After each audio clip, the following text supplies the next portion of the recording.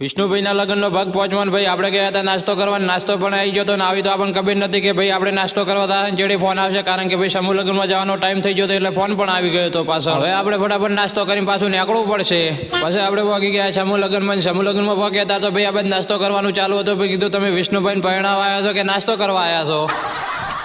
ફેરા ફરવા વાળા ફરે થઈને જેટલા નાસ્તો કરવા દઈ દે ને કહેતો ને કે નાસ્તો નતો કરાયો. મારા ભેગો નાસ્તો કરીને શું દાડો ઉઠ્યો થઈને મારી ફરવાણી ભાળી રહ્યા છે કે ઓઢો ભેગો નાસ્તો કરે છે એટલે ધોકો લઈને દોડાવશે.